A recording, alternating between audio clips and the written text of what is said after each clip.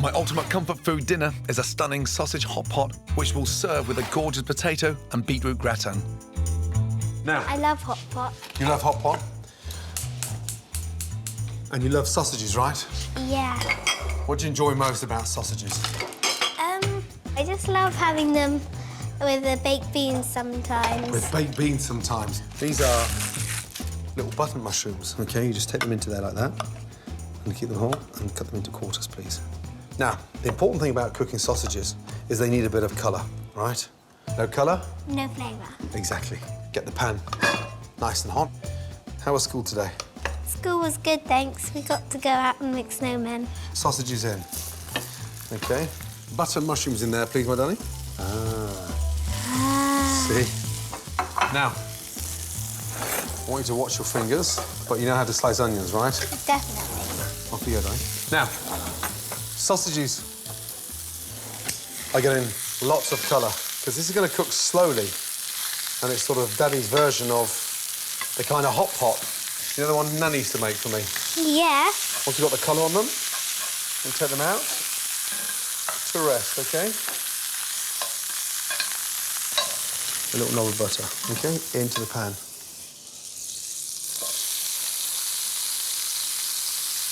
Now, it looks like a lot of onions, right? Yeah. As they start sweating down, they caramelise. So that'll go down by half. Give that a little fry. OK? Salt in. I want you to put a nice tablespoon of brown sugar in there. That gets them really nice and dark. Now, get your thyme in. Pick off all the little buds. That will get the onions packed with flavour. That smells nice. Mushrooms in, give them a nice little stir. Did you like to help Nan make your hot pot when she made them for you? I used to always help Nan make the hot pot. Always. Now, my mum would never have used this, but aged balsamic vinegar brings out the flavour of the onions. Right, now look at our onions. Look, beautifully caramelised. Wow. The vinegar's given that nice sort of gloss. I'm going to put my sausages back in here now. From there, some red wine. Red wine in. Got the flavour underneath there going into the sausages now. The sausages are going to release all that flavour inside as well. Look at the colour of that. Does that look beautiful? And the smell. And it's still not cooked yet. Up to the boil. Really important to boil it here because it won't boil in the oven. 170 in the oven, literally 18 to 20 minutes. In she goes. Nice. To go with my hot pot, rich, golden, creamy potato gratin. It's a true comfort food classic, and I'm adding a delicious twist, beetroot. Start by gently heating double cream. Then peel and thinly slice potatoes and cook beetroot.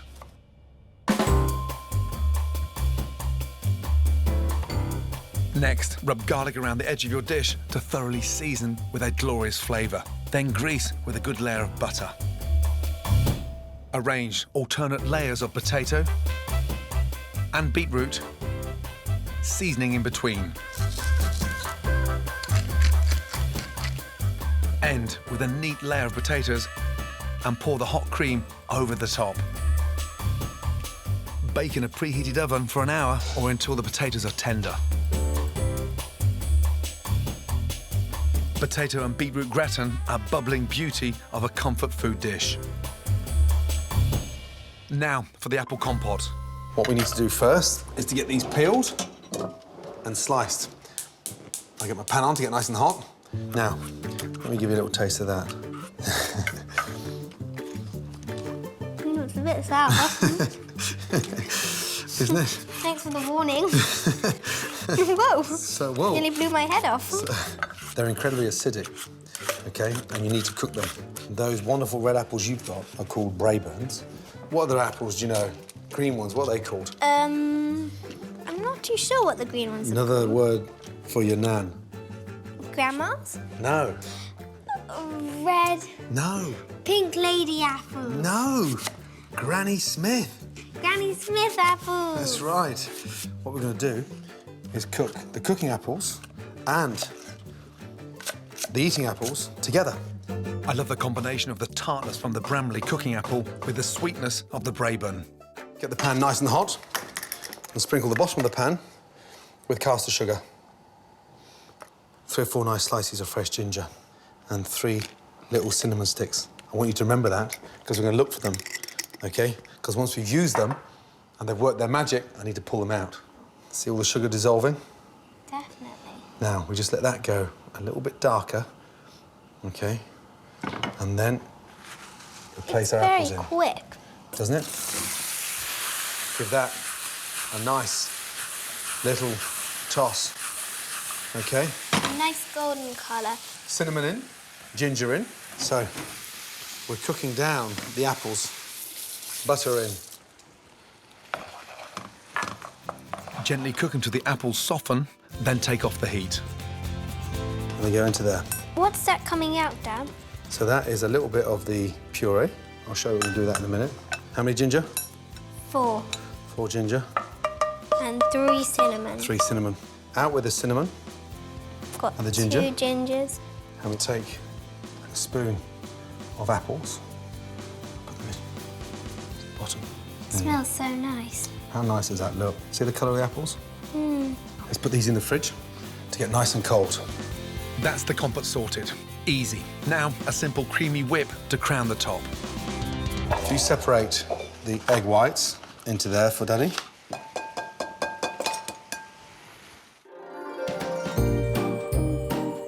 Right, egg whites are in. Egg whites Yolks are are separate. Off you go, Daddy.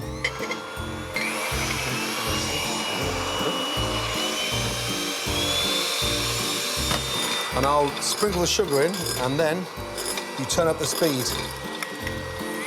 Good girl.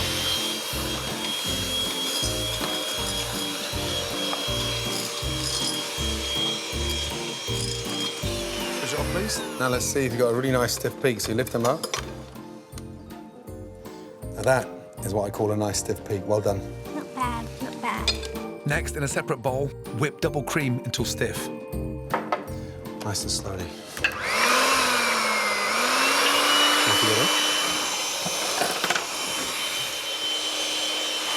So cream whips so much quicker. Yeah. Okay. Nice. That by hand, Dad. We're gonna put some delicious lemon zest, which will make the cream so much better. Then sweeten it up with leftover caramelly compote puree. And you mix that in nice and carefully. So it's like this apple butterscotch. Now, to make the cream even lighter, fold in those whisked egg whites and sugar. Egg whites into the cream. Just nicely fold that in. So you bring your glasses back out. Manage the glasses? Yep. Good girl. Tilly, we're on for a treat. Open up the piping bag. Now, twist the end. Now, you could spoon this in, but I want to just give a nice little lift. It also gives it a nice pattern. Lemon on top. Back in the fridge. The beetroot and potato gratin. Is that lovely? That's lovely. And sausages. Ooh. Finished with the flat leaf parsley. Now, look at those 2 beauties. It doesn't get any more comforting than that, does it? For one of the best hot pots ever. Tilly, that looks amazing. I know. Well done. This is my ultimate comfort food dinner. Sausage hot pot with potato and beetroot gratin, followed by apple compote. Food with guaranteed feel-good factor. The perfect side dish for my fantastic fried chicken. Jack! Hi. Mate, you gonna help with some pickling, please? Oh, definitely. Now, you love pickles, right? Love pickles. Favourite pickle, what is it? I like pickled onions. We're gonna do pickled celery. It's a nice little snack, and great for ploughmans, great for salads. First thing, I want you to pick the celery for me. So you see where the next one's gonna be, it's in there. Yeah. Okay, off you go, bud. Well, I'm hungry today. Is this all we're having for dinner? Jack, come on. I wouldn't do that to you, you know that. There's more coming. Now, because we're pickling it, we want to sort of make it look a little bit more attractive. So we go around like that, okay, on an angle. So when you pickle the food, does it preserve it? That's exactly what it does. But also it gives it a really nice, salty, soury flavour. Yeah. Okay, now, splash of water and in with the sugar. Nice. Okay? So you've got to bring that up to the bowl and sort of create almost like a little syrup. Yeah. Okay, little teaspoon of peppercorns in. Mustard seeds in. Quite generous on the mustard seeds. That gives it a bit of sort of spice. Now those you must know. Cloves. Excellent. Cloves in. Now, touch of salt in there. Okay? So from there, white wine vinegar. Now, in order for all that to actually pickle, you need to boil it. So by boiling it, okay, it brings all the ingredients together. Yeah. Infuses all the spices and helps cook the celery. Have a little taste? Nice. Nice. See, I put some hairs on your chest. Yes, it will. Quick look. Boom, it's working already. Now, see? Nice. Not a white wine vinegar. Right, celery's ready. Yep. Okay, that's all up to the boil now. Yep. Turn that off. Now, from there, start placing the celery into that jar. So when you pickle other foods, can you use that same recipe? Exactly that. 100%. Once it's pickled, it doesn't really go off. Okay? Now, put them in there. So can we eat this straight away when it's in here? Do you know what? As soon as it's cooled down, you can definitely eat that straight away. Can't wait to dig into it at dinner. Aren't they delicious? Yes. We'll leave that to cool down. Our pickles are ready and cooling. Now to marinate the chicken. When you fry chicken, traditionally, it's always going to be done with the dark meat, the brown meat. Yeah. So you've got that nice sort of drum here, and this bit, that thigh. Cooking on the bone as well, keeps it even more moist. So, first things first, salt and pepper, please.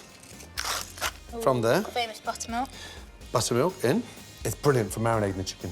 If you can put this buttermilk over your chicken the night before, the more it tenderizes the chicken and starts to sort of really relax the chicken and puts a really nice sort of creamy, soury flavour in there. Yes. So, mate, stick that in the fridge for us, please. And we'll start the dulce de leche biscuits. Nice.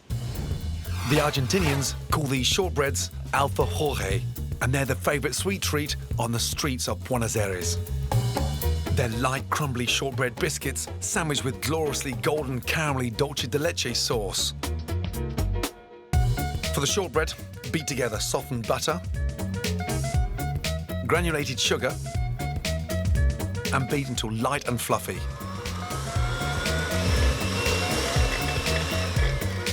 Add 1 egg, slice vanilla pods, scrape out the seeds, add to the mix, and beat again.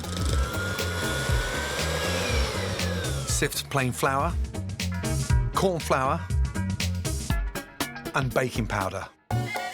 Then fold the mixture together.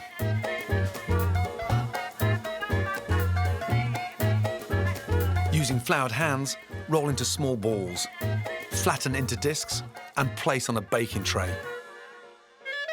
Chill for 10 minutes until firm to touch. Then simply bake for 10 to 12 minutes or until pale golden.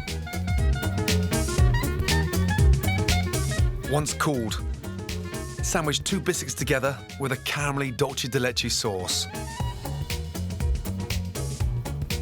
Finish with a dusting of icing sugar. Delicious. My dessert and pickles are ready. The buttermilk should have worked its magic on the chicken. All that's left is to fry it. Now, we're gonna roll the chicken out of the buttermilk into the flour. So that's why it gets nice and crispy and blistery on the outside. Okay? Cool. So, what we've got to make sure, because the flour is the last coat, Yeah. this is nicely seasoned. Yeah, definitely. Okay? So salt and pepper in there. Nice. And this is smoked paprika. Smoked paprika. So that gives it a little bit of sort of... Redness. yeah, Spice. a little bit, yeah, spice, that's right, a little bit of heat. And this is one of my favourites. What's that? Cayenne pepper. That's right, again, slightly spicy, but the heat works brilliantly well. Garlic powder, traditionally are used a lot in the States, onion powder, garlic powder. Just run your fingers through that, please. Cool. I'm gonna get the pan on. Now, 2 centimetres of oil. This is a really good mix for fish as well. Goujons, whiting, a nice spicy texture helps fish. So first thing is we just shake off some of the buttermilk, lay that down. Yeah. Okay, really important to get them covered completely, okay, in the flour. Yeah. Okay, so. God, I love fried chicken. Do you? Now, lift that up there, the first one, and you place it in there, away from you. Off you Yeah. go. Nice and gently. Good. And lay away. Good. If at any stage you think the oil is getting too hot, Yeah. just add a touch of cold oil in there. Yeah. Or turn off the gas. Good. Gently fry the chicken for 25 to 30 minutes or until cooked through. Now, very carefully, turn them over, please, yeah? Cool. Can we have this every day? Jack, fried chicken every day? No, definitely not. It's a treat and it's shallow fried, so once every 3 weeks? Yeah, sounds great to me. Yeah? Now, off with the gas, OK? Yeah. Paper ready? OK, onto the paper. Serve them. Oh, nice. I love fried chicken, I'm telling you. Pretty sure I love it more than And you. look, here's the best bit. Delicious. Now, fried chicken, pickles. If you pick up Dulce de Leche cakes, we are ready, bud. Very nice. Let's go, bud. Delicious. Oh, come on, Mummy. Wow. Tilly, feedy, mum. Divine Dulce de Leche biscuits, my pickled celery and buttermilk fried chicken. A soulful street food feast if there ever was one. Mouth-watering smoky pulled pork with a spicy chipotle mayonnaise. That is the most amazing pork butt. Butts away. Butts away. Now, this is incredible. There's the shoulder. Yeah. And look, there's the shoulder blade. If you go through here, there's a knuckle there. That's connecting the top, and that's why it's called a butt. The slower you cook it, the more juicy it is. And it's great for big parties because you just come along and get your fork and shred it. A delicious, smoky mayonnaise, and you're away. Onions into half and half again. OK, I'm gonna leave the roots on, OK, because I want this to sit underneath the pork. It gives it a chance to cook evenly and doesn't get dry in the bottom. Really important. OK. Now, I'll peel the garlic. OK, I'd like you to crush the garlic. We're gonna make a really nice little paste. OK? Yep. Go on, Maggie. No. Come on, come on, come on. Nice, good girl. One more. Crush. Come on, Maggie. I'm coming. Oh. Sorry about that. I'll just give that little cut there. Now, this is a beauty. Paprika. Smoked paprika. I love it. So 3 nice tablespoons in. OK. 2 large tablespoons of brown sugar. Salt, please. And pepper. Good girl.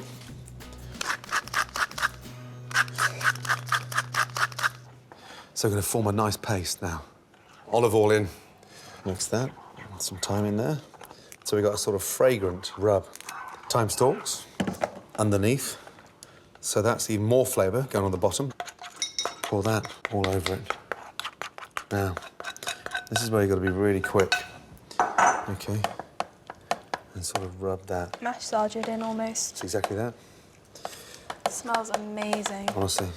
If you just drizzle a little touch of olive oil on top of that for me. I want to keep the pork nice and moist. Lovely. Like some of the best party dishes, the marinating of the pork shoulder can be done days in advance. So if I was doing this for a Sunday, I'd start marinating Thursday, Friday, so it gets even tastier. Right. It's quite easy as well to make. It's very easy. 5.5 to 6 hours in the oven at 140.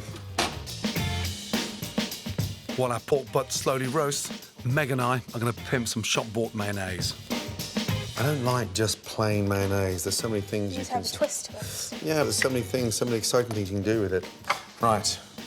Salt, pepper, in. A little touch of honey. Sweetness almost. Yeah, with the honey. sweetness, but there's some heat coming.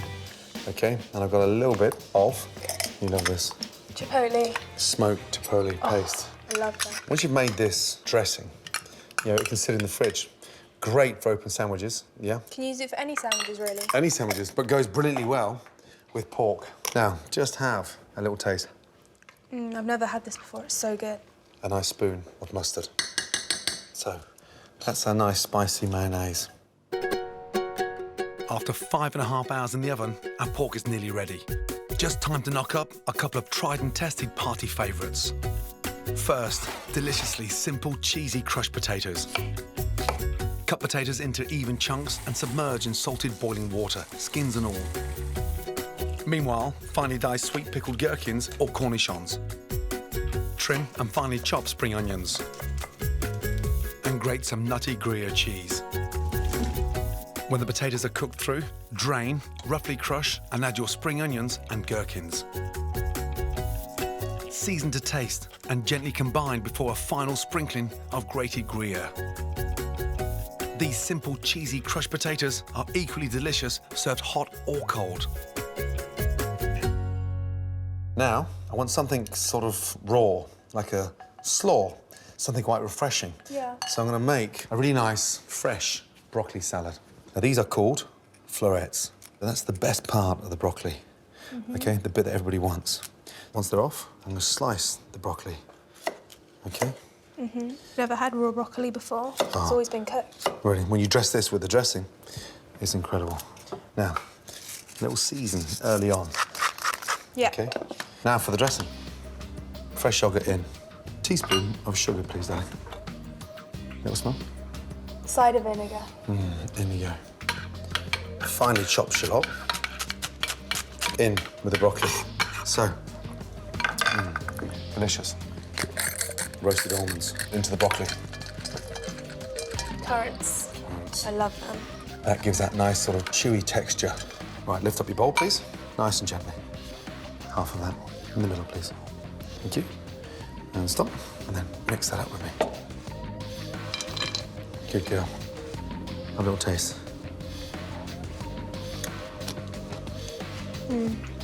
So good. And it's the kind of salad that doesn't wilt. A couple of hours later, it's still crunchy because the broccoli's raw. Raw broccoli salad, chipotle. Now let me get the pork out. Look at this. Megan, honestly, that It's amazing. is beautiful. That is incredible.